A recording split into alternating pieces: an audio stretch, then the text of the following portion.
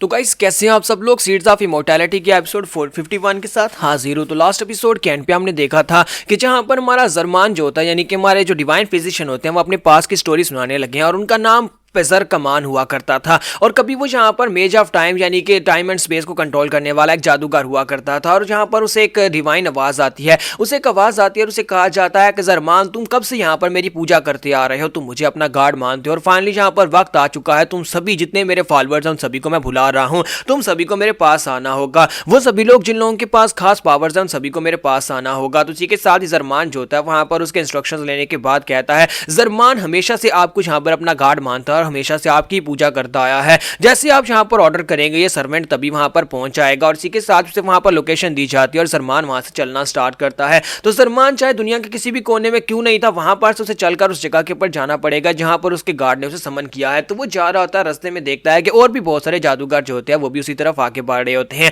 उसकी जर्नी में शामिल हो जाते हैं और सभी लोग वहां पर से एक केव की तरफ जाते हैं। एक बड़ी सी केव होती है, सभी लोग उस केव के अंदर इकट्ठे हो रहे होते हैं। उस केव के अंदर जाने के बाद सभी लोग वहां पर नीचे सीढ़ियां उतरते हैं और एक नहीं बल्कि बहुत सारे हो जाते हैं। वहां पर तकरीबन 100 से भी ज्यादा जादूगर होते हैं जो कि उस गार्ड को मानते हैं और गार्ड उन सभी को वहां पर बुलाता है। वो गार्ड उन सभी लोगों को वहां पर डिवाइन मैसेज भेजता है कि तुम सभी को यहां पर आना होगा और सभी लोग वहां पर जाने के बाद अपना सर झुकाकर बैठ जाते हैं। तो वहां पर उन्हें दिखाई देता है कि एक गार्ड की बॉडी पड़ी होती है, एक गार्ड की कटी फटी बॉडी जिसका सिर्फ ऊपर वाला धड़ होता है, सिर्फ एक बाजू होता है और उसकी बॉडी के अंदर काफी सारे भाले दंसे होते हैं। उस गार्ड की बॉडी वहां पर डिमिनिश होने वाली है यानी कि गायब होने वाली है। एक वुंडेड गार्ड वहां पर पड़ा होता है लेकिन वो यहां पर अभी भी काफी ज्यादा पावरफुल है यानी कि वो यहां पर डिवाइन थाट के साथ इन सभी लोगों को मैसेज दे सकता था। तो वो सभी लोग उसके सामने सर झुकाकर बैठ जाते हैं और कहते हैं कि हम लोग अपने गार्ड को दोबारा से यहाँ पर जिंदा करना चाहते हैं, हम अपने गार्ड को दोबारा जिंदा करना चाहते हैं, लेकिन उसके लिए हमें यहाँ पर एक डिवाइन अवतार बॉडी की जरूरत पड़ेगी। एक ऐसी बॉडी की जो कि गार्ड की सोल को अपनी बॉडी के अंदर समा सके या फिर उसे अपनी बॉडी के अंदर पूरी तरह से कंट्रोल कर सके, क्योंकि यहाँ पर इंसानी बॉडीज जो होती है बहुत ज्यादा कमजोर होती है, इसी वजह से वो लोग ऐसा नहीं कर सकते थे। तो गार्ड उन लोगों से कहता है कि अगर तुम लोग यहाँ पर मुझे रिवाइव करना चाहते हो तो उसके लिए तुम्हें एक डिवाइन सोल यानी एक डिवाइन अवतार वाली बॉडी को ढूंढना होगा। अब जल्दी से जाओ, जाकर मेरे लिए जो करो ताकि वो सभी लोग जो होते हैं यानी वो जब भी जादूगर जो होते हैं उन्हें ऑर्डर्स मिल जाते हैं और सभी लोग वहां पर अपने गार्ड की सोल को दोबारा से रिवाइव करने के लिए, उसे दोबारा जिंदा करने के लिए, उसे फिजिकल फॉर्म में लाने के लिए, रीइंकार्नेट करने के लिए एक डिवाइन अवतार ढूंढना स्टार्ट करते हैं। लेकिन डिवाइन अवतार को ढूंढना बहुत ज्यादा मुश्किल था, इसी वजह से वो लोग फैसला करते हैं कि हम लोग यहाँ पर अपने गार्ड की बॉडी को रीजनरेट करवाएंगे। रीजनरेट करवाने की जो प्रोसीजर था वो काफी ज्यादा अलग था, उसमें यहाँ पर उन्हें बलि की जरूरत पड़ेगी, इंसानों की बलि की जरूरत पड़ेगी। अगर इंसानों का खून और फ्लैश यहाँ पर उनके गार्ड को मिलेगा तभी वो यहाँ पर अपनी बॉडी को रीजनरेट कर पाएगा। लेकिन ये कोई इतनी सिंपल टास्क नहीं थी, क्योंकि इसके लिए यहाँ पर एक दो नहीं बल्कि लाखों करोड़ों इंसानों की बलि की जरूरत पड़ने वाली थी। और वहां पर हमने किया, जरमान कहता है कि हमने वहां पर आसपास के जितने शहर थे पूरे के पूरे शहर के सभी लोगों को वहां पर से किडनैप किया, उन सभी को यहाँ पर लाकर उनकी बलि चढ़ा दी। उन सभी का खून जहाँ पर हमारे गार्ड को मिला तो हमारा गार्ड जो था वो स्ट्रॉन्ग बनता गया, वो अपनी बॉडी को रीजनरेट करता गया और देखते ही देखते हमारे गार्ड की बॉडी जो थी वो रीजनरेट होना शुरू हो गई थी। हम अपनी आंखों से देख रहे थे हमारा गार्ड इस दुनिया में दोबारा से रीबॉर्न होने वाला था और देखते ही देखते यहाँ पर उनका गार्ड जो होता है वो दोबारा से पूरी तरह से रीबॉर्न हो जाता है। वहां पर वो भालू के अंदर से बाहर निकल आता है, उसकी बॉडी दोबारा से रीजनरेट हो जाती है। तो अब यहाँ पर गार्ड रीजनरेट होने के बाद दोबारा से रीइंकार्नेट होने के बाद या फिर इसे कह लो कि ठीक होने के बाद अब यहाँ पर बाहर निकलता है और अपने फॉलोअर्स से कहता है अब जबकि मैं यहाँ पर दोबारा आ चुका हूँ तो हमें वो पैराडाइज वापस चाहिए। तो यहाँ पर एक जगह के बारे में बताया जा रहा था, एक पैराडाइज जहाँ पर गार्ड्स रहते हैं। तो पैराडाइज के अंदर से इसको निकाल दिया गया था क्योंकि ये जो था विलन टाइप का गार्ड था, इसी वजह से अब वो कहता है कि मैं और मेरे लोग यानी कि वो सभी जादूगर जो कि उसकी पूजा करते हैं वो उनसे कहता है कि तुम सभी लोगों के लिए मैं यहाँ पर पैराडाइज को कंकर करूंगा, हम सभी लोग अपना घर वहीं पर जाकर बनाएंगे, हम लोग वापस पैराडाइज में जाएंगे। और इसी के साथ ही वो अपना बदला लेने के लिए अपने लोगों को लेकर आगे की तरफ बढ़ता है। तो वहां पर जाने के बाद पैराडाइज के रास्ते में जितने भी उनके सामने गार्डियंस आते हैं उन सभी गार्डियंस को मार डालते हैं। उन सभी गार्डियंस से एक बहुत ही अल्टीमेट बैटल होती है।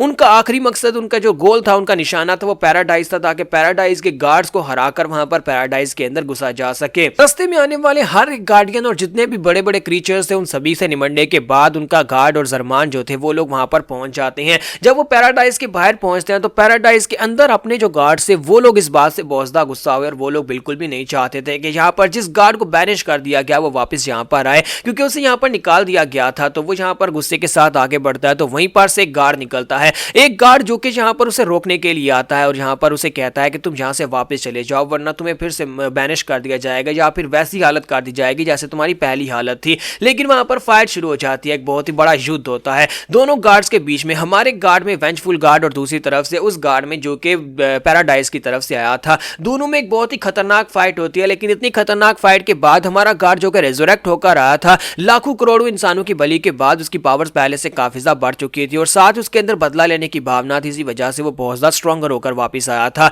तो उसने यहाँ पर बड़ी आसानी के साथ उस बंदे को, उस गार्ड को हरा दिया और उस गार्ड के हारने के बाद पैराडाइज जो था वो चुप हो गया। पैराडाइज की तरफ से हमें कोई भी न्यूज नहीं आ रही थी कि क्या वहां पर से कोई और गार्ड निकल कर आने वाला है जो क्या कर हमारे वेंजफुल गार्ड से फाइट करेगा। तो हमें पता चला कि गार्ड्स जो है वो भाग चुके हैं, पैराडाइज के सभी गार्ड्स वहां पर से डर कर भाग गए और सभी लोग यहाँ पर अपने पैराडाइज को छोड़कर चले गए और हम लोग बहुत ज्यादा खुश थे, हमें लगा कि हमने इस फाइट को जीत लिया है। और जैसे ही हम लोग वहां पर बहुत ज्यादा खुश हो रहे थे कि हम लोगों ने इस फाइट को जीत लिया, उसी वक्त वहां पर हमारी खुशियों के ऊपर ग्रहण लगाने के लिए गॉड ऑफ डिस्ट्रक्शन अशूरा को वहां पर भेजा गया। अचानक से वहां पर एक बहुत ही पावरफुल गार्ड अपीयर होता है, एक बहुत ही पावरफुल गार्ड जो कि बहुत ज्यादा खतरनाक था, वो ईस्ट की तरफ से आया था। उन मास्टर्स ने ईस्ट की तरफ से एक पावरफुल गार्ड ऑफ डिस्ट्रक्शन को बुलाया था अपने पैराडाइज को बचाने के लिए। तो अशूरा वहां पर आता है और अशूरा वहां पर आने के बाद फाइट करना स्टार्ट करता है। तो हमारा वेंजफुल गार्ड उसके साथ फाइट करता है, अशूरा और वेंजफुल फाइट दोनों के आपस में फाइट होती है और जो फाइट कोई ऐसी वैसी फाइट नहीं थी बल्कि बहुत ही खतरनाक फाइट थी। Ashura the guard of destruction इस वजह से बहुत ज्यादा फेमस था क्योंकि उसे गार्ड स्लेयर भी कहा जाता है,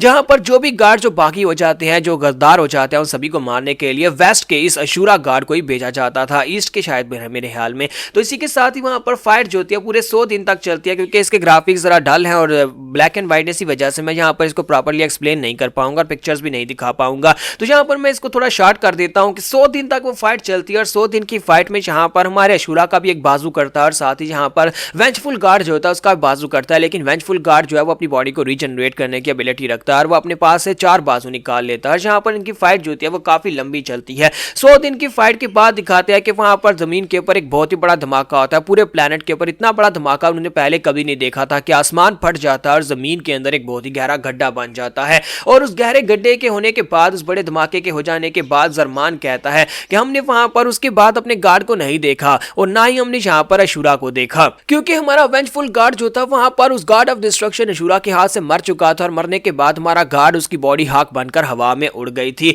लेकिन यहाँ पर हमें लगा कि अशूरा जिंदा बच जाएगा, लेकिन अशूरा जो है वो भी यहाँ पर जिंदा नहीं बच पाया और अशूरा की बॉडी को किसी ने वहां पर से गायब होते हुए नहीं देखा। लेकिन इतना पता है कि उस दिन के बाद से अशूरा को किसी ने नहीं देखा, जैसे कि अशूरा भी उस फाइट से खत्म हो गया, अशूरा भी मर गया हो। तो जाहिर सी बात अब यहाँ पर टाइम चलता है, टाइम रुकता नहीं है और उसके साथ ही जिंदगी फिर से वहां पर चलना शुरू हो जाती है। दोनों गार्ड्स के खत्म हो जाने के बाद पैराडाइज के लोग जो थे वो लोग यहाँ पर अपनी फाइट को जीते हैं और उसके बाद अब यहाँ पर दुनिया का जितना भी ऑर्डर था वो दोबारा से रिस्टोर किया जाता है। लेकिन अब यहाँ पर बात ये थी कि ज़रमान और उसके जितने भी जादूगर साथी थे जिन्होंने यहाँ पर उस वेंजफुल गार्ड को दोबारा से रीइंकार्नेट करने में मदद की थी, उन सभी को क्या सजा दी जाएगी। क्योंकि अब यहाँ पर जितने भी पैराडाइज के गार्ड थे वो इस बात से बहुत ज्यादा गुस्सा थे कि इन लोगों ने यहाँ पर ऐसा काम क्यों किया जो कि बहुत ज्यादा खतरनाक था। तो अब यहाँ पर हम एपिसोड 51 का एंड करेंगे और नेक्स्ट एपिसोड में देखेंगे कि ज़रमान और उसके साथियों को क्या सजा दी गई और आखिर चीफ यहाँ पर इन लोगों तक कैसे पहुंचे।